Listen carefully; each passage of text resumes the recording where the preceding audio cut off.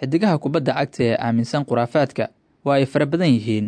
markan waxaynu farta ku fiiqaynaa mid ka mid a xidigaha kal ciyaareedkii dhammaaday kula guulaystay kooxda Manchester City horyaalka English Premier League.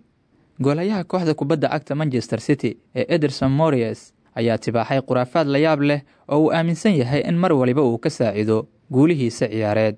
taasi waxa uu kala siman yahay ciyaartooy badan, hase ahaatee khuraafaadka goolhaya Ederson ayaa ka duwan dhammaan inta kale.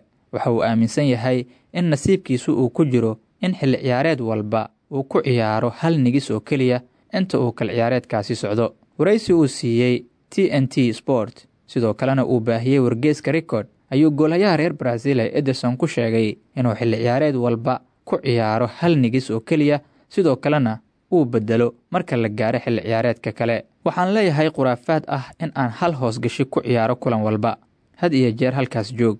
dadka guriga jooga xitaa way og yihiin, iyagana dhankooda ayay ka haystaan khuraafaadkooda, ayuu yidhi Ederson Moraes. waxa uu hadalkiisa sii raaciyey, waa midka keliya ee aan leeyahay, yacni waa khuraafaadka keliya ee aan aaminsanahay uu kala jeedaa. ilaa waagii aan ka tirsanaa Benfica, mar waliba oo aan ciyaarayno ayaan gashan jiray hal nigis.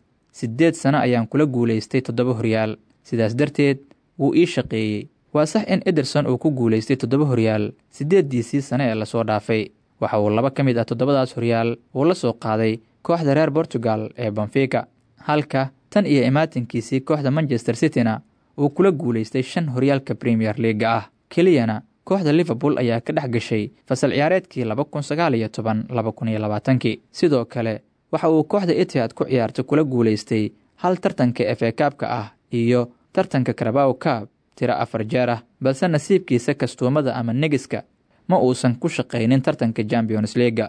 inkastoo uu sanad ciyaareedkan ay kooxdiisu ciyaarayso finalka tartanka koobka horyaalada Yurub ee UEFA Champions League, kaasoo ay kula ballansan yihiin kooxda reer Talyaani ee Inter Milan 10 bisha Juun, kulan ka qabsoomi doona magaalada Istanbul ee dalka Turkiga. si kastaba ha ahaatee 29 sano jirkan shabaqa u ilaaliyay kooxda dhawaan hanatay Premier League ee Manchester City ayaa koobo badan ku guulaystay, isagoo sidoo kale qaadanaya xilli ciyaareed qurux badan maadaama ay kooxdiisa haminayso in ay hanato 3 koobaba.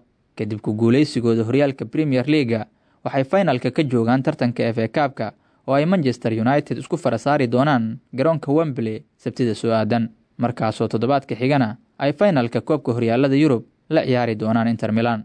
goolhaya Ederson waxa uu aaminsan yahay in haddii aanu ku ciyaarin nigiska hal xilli ciyaareed oo dhammaystiran uu nasiibkiisa guulaha wax ka dhiman yahay. waxaa jira xidiga badan oo khuraafaadyo aaminsan, mid timaha ka soo xiirta timajare ku yaala meel fog, mid garoonka markii uu soo gelayo kabaha iska siiba, iyo kuwa kale. haddaba waxaan la hadlayaa dhalinyarada ciyaarta kubadda cagta. adiga galab iyo habeen walba salax ma ku ciyaari lahayd hal kastuumo ama hal buume dabcan si aad guul u hesho? aragtidaada inoogu reeb qaybta hoose ee faallada. aad ayaad ugu mahadsan tahay inaad nala soo gaartay ilaa gabagabada muuqaalkeenna. waxaan ahay Haarun Yuusuf Qasaaro. intaan muuqaalkan kiisa xiga dib ugu kulmayno, sidaas iyo nabadgelyo.